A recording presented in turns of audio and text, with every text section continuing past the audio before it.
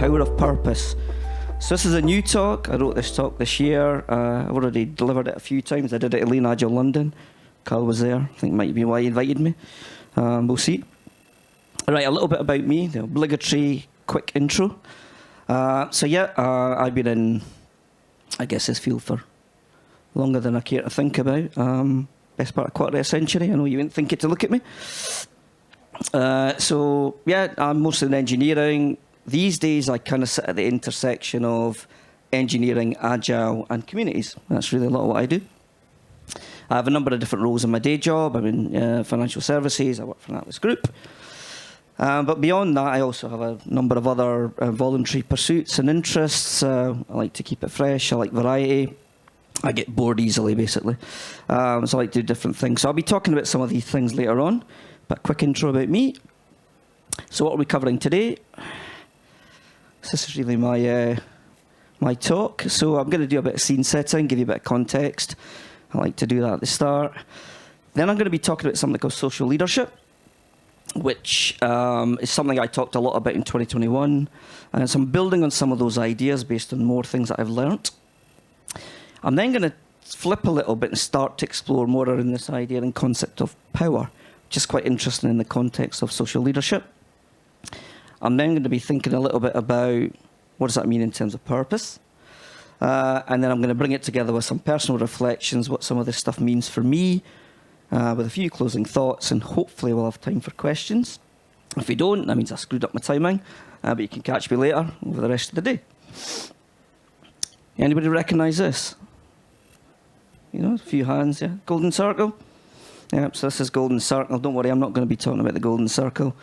This is Golden Circle, for those of you who don't know. It's by Simon Sinek. He wrote this, probably a bestseller, I guess.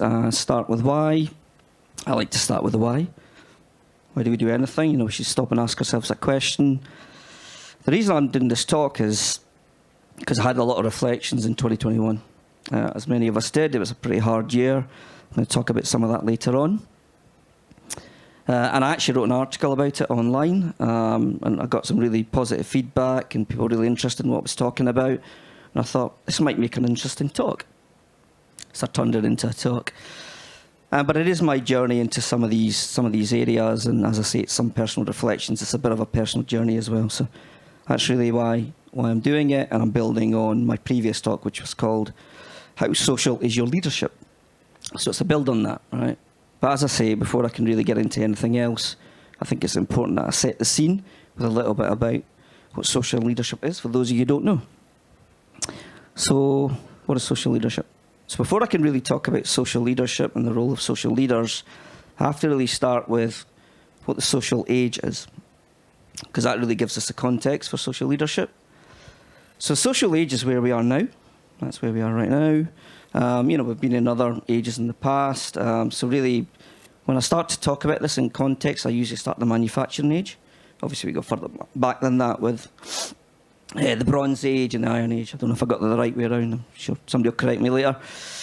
But if you think about the manufacturing age, where we basically focused on building things and constructing things, and that's really where we were as a civilization.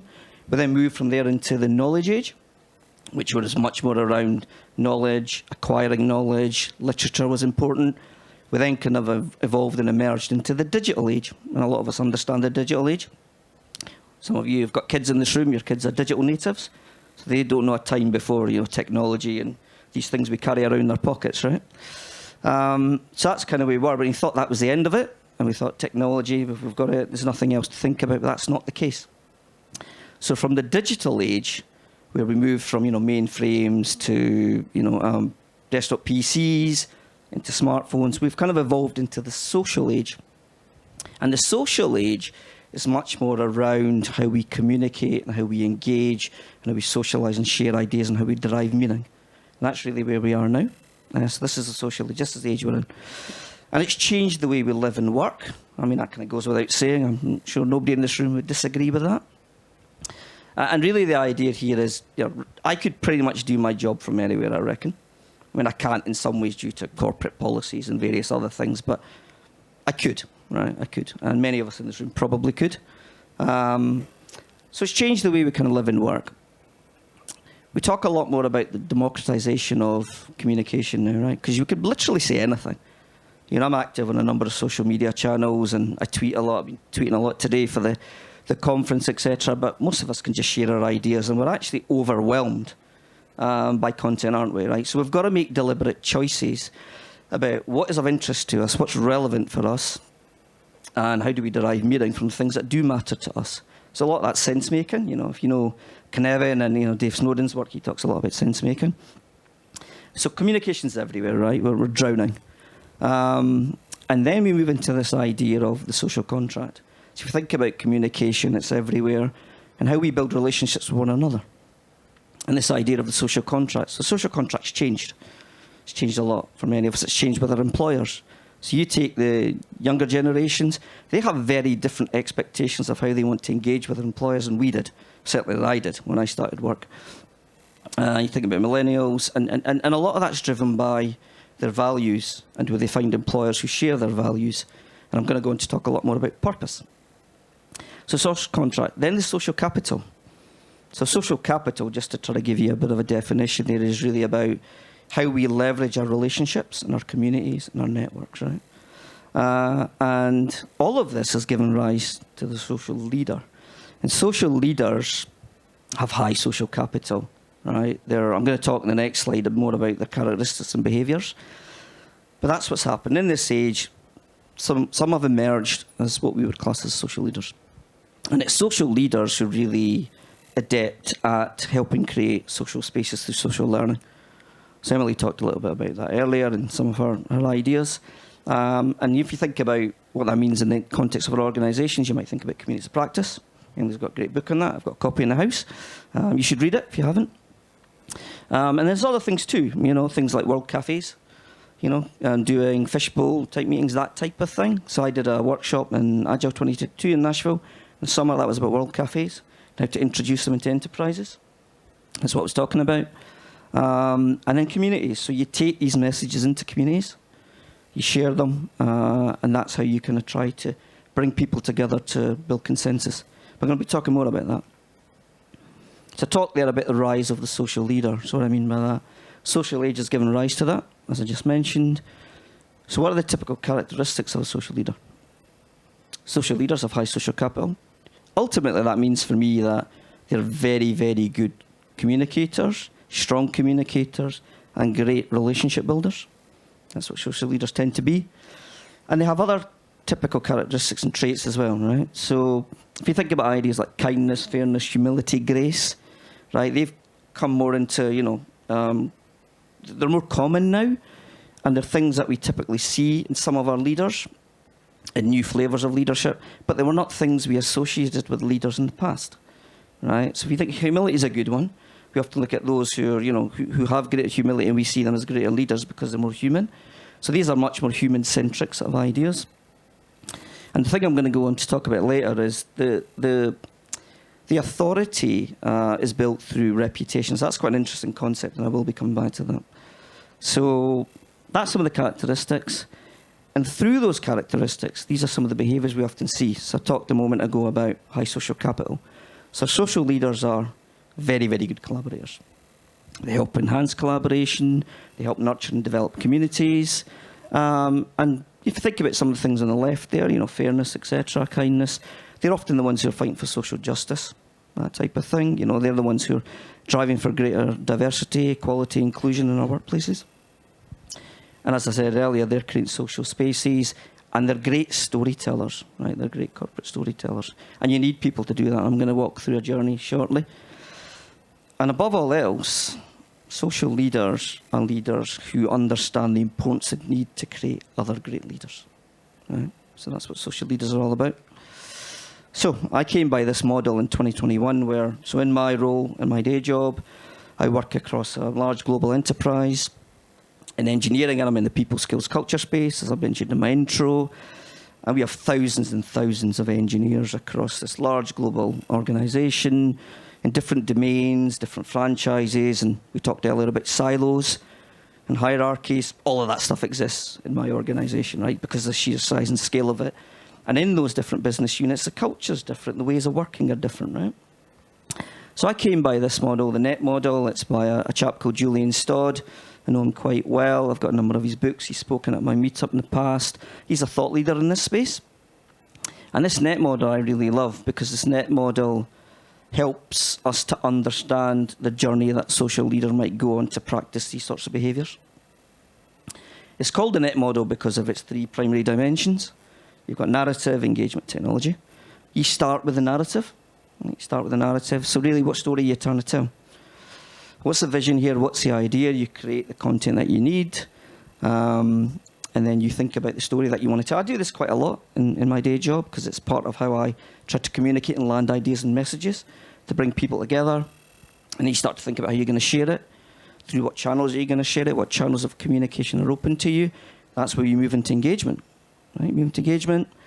And then you want to take these ideas into the communities that exist within your organisation, often COPs, communities of practice, there'll be other spaces. But the interesting thing here is social leadership's all about complementing formal leadership. So in our organisations, hierarchical organisations, you have formal forms of leadership, don't you? Those who have authority and power through their position, and that's granted to them. Social leadership and formal styles of leadership complement that, but they aren't granted the same authority, right?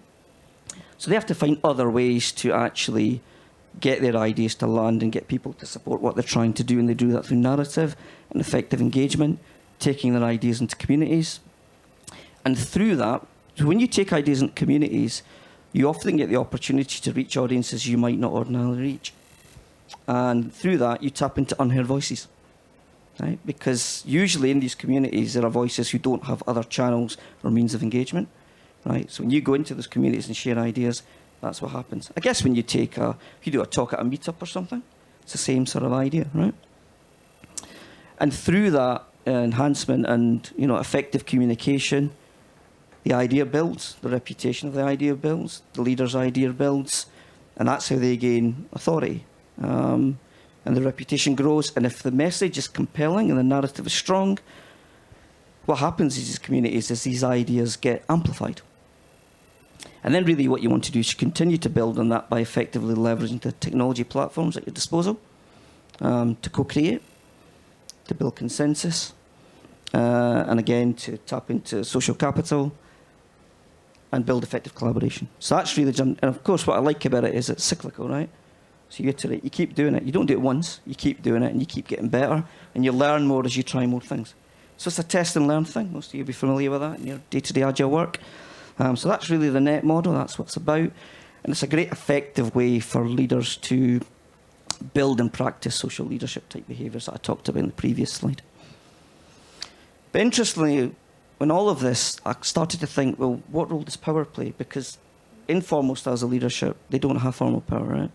It's not granted to them, as I said. So what does that look like? So let's take a look at that. So then I found another model, and this is also something by Julian Stodd. He's written a really good book on it. It's an inquiry framework, and it's a way to explore the idea of power. And I wanted to think about it in the context of work and how we gain traction in our ideas, but it could apply to anything. So there's 4 lenses through which we kind of look at this. There's the first one, the mechanism of our power. And as you can see there on the right, for each one, there are 4 powerful questions. They're sort of like coaching style questions. So they can apply to anything. I'd encourage you to invite you to take a look at this in your own time and think about how you might respond and answer some of these questions.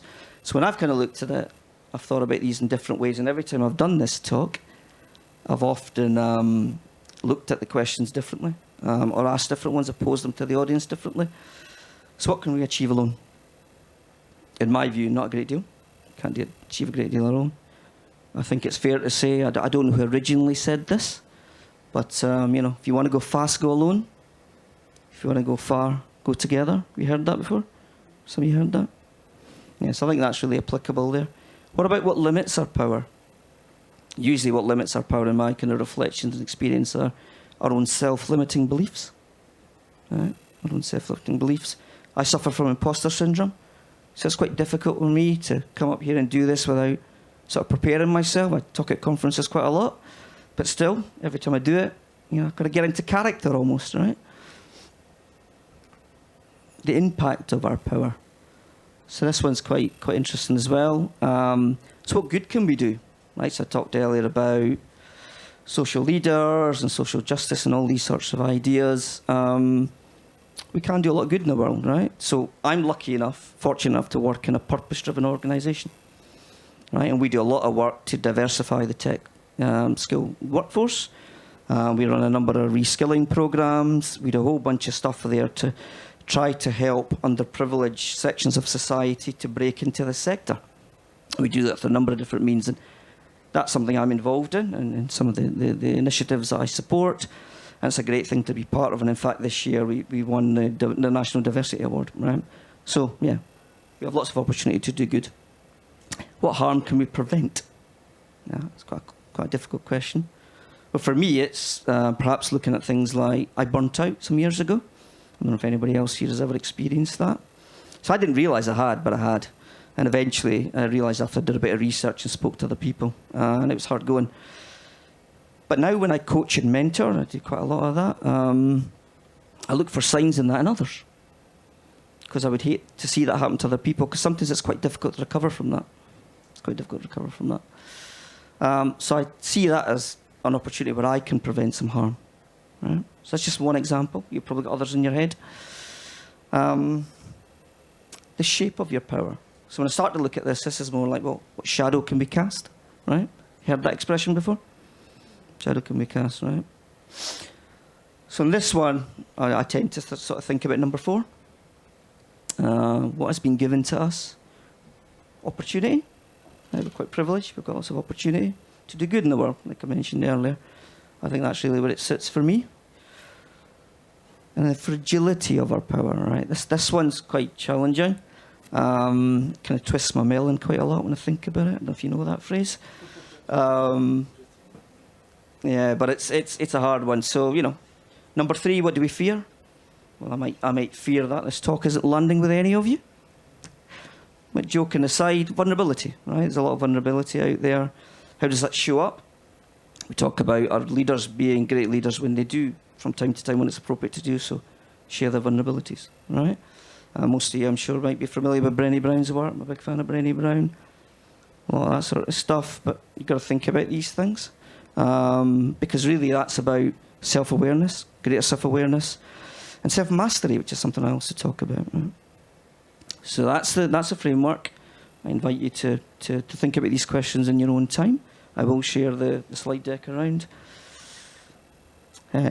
So we've talked about social age, we've talked about sense-making, deriving meaning.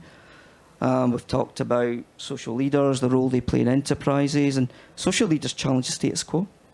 They're the ones who really help support agility because they don't settle for the status quo and they are very committed to continuous improvement, right? Also in themselves and in the cultures that they see. So what about purpose? Talked about power. So here's a quick definition. I think I just ripped these off of Google, to be honest. I don't particularly like the first one, but the second one appealed to me a lot more. A person's sense of resolve and determination. Yeah. And then I found this. So this one really, really appeals to me because it pretty much summarises what I'm trying to say. So this is from Thor Olafsson. I'm going to share a reference later. He's wrote an amazing book. Came out earlier this year, just before I spoke at Lean Agile London, and it's called Beyond Ego. It's a fantastic read. I really encourage you to read it. And Thor says, purpose is the sensing of meaningfulness in the present moment. Its energy is our fuel. And when we align our purpose, we are stronger. So I think it really brings together pretty much everything I'm saying. When I saw it, I just thought, brilliant. I've been waiting my whole life for this quote. And it's energizing, right? Because these are the things that really drive us. And I like the fact that it talks about how this stuff fuels us, right? We need things to fuel us and drive us, right? So this would really appeal to me. Right, I'm getting near to the end now because I'm hoping to have some questions, a bit of a conversation around it all. My perspective on purpose. So I talked earlier in my intro about some of the things I'm involved in. I've got a number of different pursuits. I like to keep busy. I wear a number of different hats, as it were. So I run the Future Work Scotland meetup. It was mentioned earlier when the lightning talks. Yes, I've been running that for a while with my co-organiser. In 2020, we pivoted very quickly to a virtual delivery. But we started to realise that because we were in lockdown, we were all stuck in our homes, none of us were getting out, it was starting to really grind people down. And we were really motivated by trying to keep everyone together, keep the conversations going. Right? That's a phrase we used to use a lot. So we moved to this weekly series.